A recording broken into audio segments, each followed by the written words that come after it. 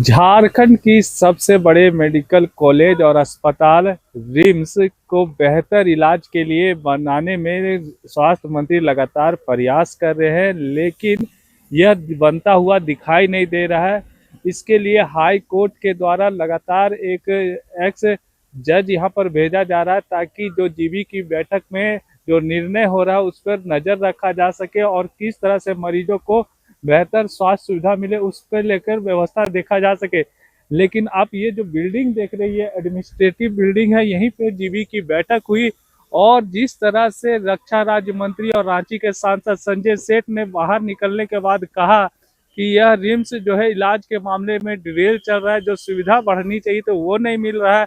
और उसके साथ ही जब स्वास्थ्य मंत्री ने इस जीबी की बैठक को लेकर ब्रीफिंग की तो उन्होंने कहा कि हम लगातार इसको व्यवस्था सुधारने का प्रयास कर रहे हैं, लेकिन जितनी भी खरीद होनी थी वो अभी तक खरीद नहीं हो रही और जो पिछले जीबी में जितने भी निर्णय हुए थे वो अभी तक पूरा नहीं हो पाया। तो कहीं ना कहीं सवाल जरूर खड़ा होता है। मौके पर क्या कुछ कहा, आइए आपको सुनाते हैं। देखिए, रिम्स की व्यवस्था को बेहतर करना है और इसको लेकर लगातार जीबी की हम बैठक कर रहे हैं। पिछली बार जो एजेंडा हम लोगों ने पारित किया तो वो हम जानना चाह रहे थे कि इम्प्लीमेंट क्या हुआ, और हाई कोर्ट का भी निर्देश है। तो हाई कोर्ट ने कहा है कि हर 2 महीने में सारा एपरेटस आप खरीदो। हमारे पास पर्याप्त पैसा है, हम लोग नहीं खरीद पा रहे हैं। तो कौन खरीद नहीं पा रहा है, तो वही हम लोग जानना चाह रहे थे। हाई कोर्ट के भी नुमाइंदे थे वहाँ पर। तो हमने कहा कि देखिए, जानबूझ के छवि को खराब की जाती है। टेंडर प्रोसेस प्रक्रिया है, समय लगता है, ये बातें सामने आई।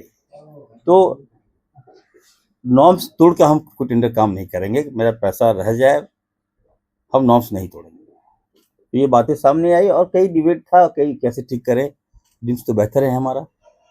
पेशेंट का काफ़ी फ्लो है, पेशेंट ज़्यादा आ रहे हैं और बेहतर से बेहतर हम उपाय हमने किया है और कई अच्छे सुझाव हमने दिए हैं।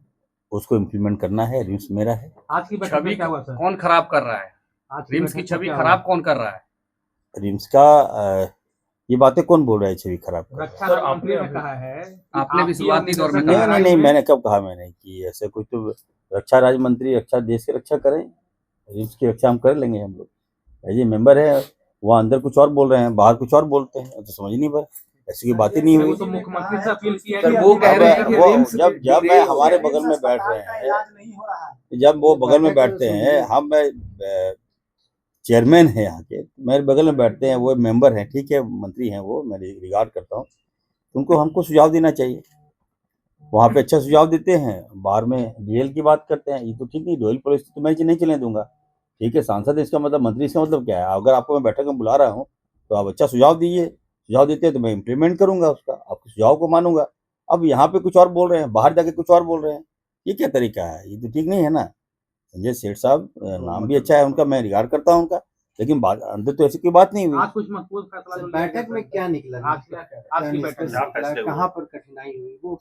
नहीं, देखिए, बेहतर से बेहतर करना है रिम्स को। रिम्स से बिल्डिंग वगैरह सब पुराना है, कभी भी गिर जाएगा। टेंडर हो चुका है, अभी तक काम नहीं हो पा रहा है। कल गिरेगा, बिल्डिंग गिर जाएगा तो जिम्मेवार कौन होगा? मरीज मर जाएगा तो जिम्मेवार कौन होगा? ये सारी बातें पर हम लोगों ने ठोस निर्णय लिया है। और क्या कुछ निर्णय हुआ है सर, जरा उस पर थोड़ा ब्रीफ कर दें। नहीं, जो पूर्व की जो एजेंडा थी उस पर हम लोगों ने कहा क्या क्या हुआ बताओ। हमारे जो डायरेक्टर हैं उनसे पूछा गया कि आपने क्या किया बताओ। तो तैयार हो रहा है, सब कुछ ठीक ठाक है, ऐसी कोई बात नहीं। सर, पिछली बैठक में आपने निर्णय लिया था कि यहाँ मरने वालों को तत्काल 5,000 रुपए की आर्थिक सहायता की जाएगी। 1 महीने बाद भी लागू नहीं हो सका सर, तो कहाँ कमी मानते हैं सर? नहीं, देखिए, मैं आपको बता देना चाहता हूँ, आज के एजेंडा में क्या इम्प्लीमेंट हुआ क्या नहीं हुआ उस पर डिबेट था, चर्चाएं थी। हमने देखिए, मैं बाय फोर्सली ये एजेंडा पास किया था कि 5,000 रुपया हम वैसे मरीज को देंगे जो गरीब हैं, असहाय हैं। ठीक है, वो पैसा हम उसको मरने के बाद हम ये नहीं कि भाजपा लोग समझ लिया अनुदान दे रहे हैं, राशि दे रहे हैं। वो दे रहे हैं क्रियाक्रम के लिए। शायद भाजपा की नज़र में क्रियाक्रम कुछ और है, लेकिन मेरे नज़र में है कि एक मुसीबत पर एक लाचार आदमी जब मृत कर जाता है, जब हम लोग काफ़ी प्रयास करने के बाद भी उसकी जान नहीं बचा पाते, उसके बाद वो जो मरीज है और जो अटेंडेंट हैं उनके जो डेथ कर जाते हैं तो किस हाल में घूमता है वो। एम्बुलेंस की व्यवस्था करा दी तो क्या पाप करा दिए? अगर हमने उनका क्रियाक्रम श्राद्ध का पैसा का व्यवस्था हमने करा दिया तो क्या पाप करा दिए? शर्म नहीं आता है इन लोगों को? कैसे काम करेंगे बताइए? हर तरह से कहते हैं लागू। आज हुआ एजेंडा, ऐसे थोड़ी बोल दिया लागू हो गया। आज इम्प्लीमेंट हुआ, आज आदेश पास हो गया, अब चालू हो जाएगा। रिम्स से जो अपेक्षाएं थी, अपेक्षा पे रिम्स खरा नहीं उतर रहा है। और माननीय उच्च न्यायालय के संज्ञान लेने के बाद भी एक माननीय हमारे आदरणीय चीफ जस्टिस एक्स बैठक में रह रहे हैं, जो संवेदना माननीय उच्च न्यायालय ने दिखाई, किंतु माननीय स्वास्थ्य मंत्री और डायरेक्टर के बीच में अभी तक सामंजस्य नहीं है, जिसका परिणाम है कि रिम्स ट्रैक से उतर चुका है। राज्य की जनता रिम्स में सुविधा चाहती है। अब देखो, जो चीज वेंटिलेटर सितंबर में हो गया परचेस करना है, आज तक कुछ नहीं हुआ। टेंडर फ्लोट और दुनिया भर की परिपाटी। हमने कहा कि जो एम्स का जो प्रावधान है, एम्स की हमने नियमावली ला के दी थी, उसको फॉलो करो, जम से परचेस करो। लेकिन बताया गया कि अब तो वो लंबा, अभी लगता है कि वेंटिलेटर अप्रैल महीने के पहले नहीं आ पाएगा। यही हाल एमआरआई मशीन का है। कुल मिलाकर रिम्स सुविधा के नाम पर यह झगड़े के की बलि चढ़ रहा है। और मेरा यह मानना है कि माननीय मुख्यमंत्री जी को जिस प्रकार माननीय उच्च न्यायालय ने संज्ञान लिया, मैं बहुत शुभेच्छा चौधरी की माननीय उच्च न्यायालय ने बहुत बड़ा दिल दिखाया है। वैसे ही बड़ा दिल दिखाकर माननीय मुख्यमंत्री जी को इंटरवेन करना चाहिए, क्योंकि स्थिति अब हमको नहीं लग रहा कि रिम्स सुधार पे होगा। अभी पिछले 3 साल पहले हमने बड़ी मेहनत से पावर ग्रिड से 20 करोड़ रुपए लाकर आश्रय स्थल बनाया कि गांव गरीब किसान के लोग उनको लाभ हो। जो बरामदे आप ही सब दिखाते हैं, बरामदे में सोए हैं, कुछ नहीं। आज तक वह खंडहर बनने की स्थिति में। आप अभी चलिए, हम चल सकते हैं वहां। 20 करोड़ रुपए आया भारत सरकार का, उसका पैसा हम जब चप्पल लकड़ आया, माननीय खट्टर जी उद्घाटन किए।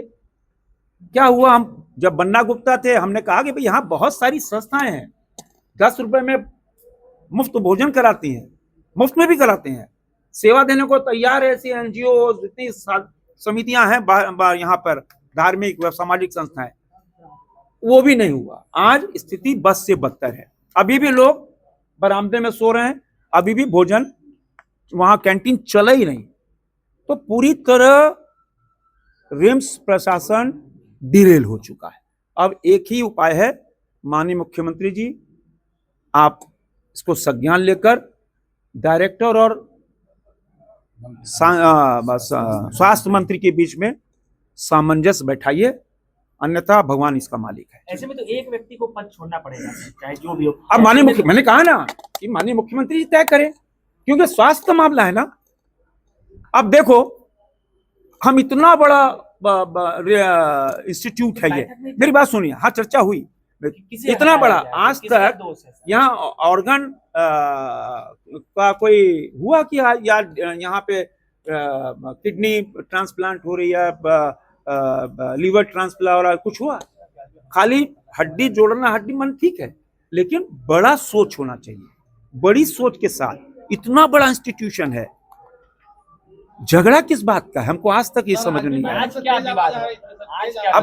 अब माननीय स्वास्थ्य मंत्री जी और वो बताएंगे, लेकिन मेरा जो पूरा निचोड़ कंक्लूजन है कि जिस तरह माननीय उच्च न्यायालय ने खुद संज्ञान लेकर, in the interest of the citizen of Jharkhand, in the interest of the citizen of Ranchi, बड़ा दिल दिखाया माननीय उच्च न्यायालय ने, बहुत बड़ा दिल। मैं उनको सैल्यूट करता हूं। वैसे ही बड़ा दिल दिखाकर माननीय मुख्यमंत्री आए, इंटरवेन करें और कैसे रिम्स बचे, कैसे रिम्स की सुविधा जनता को दे पाए, ये माननीय मुख्यमंत्री आप का काम है। सदस्य हैं, आप भी सुन रहे हैं तमाम सभी चीजों को, कौन दोषी है? हम ये हम वो नहीं कर सकते, डिसीजन नहीं दे सकते।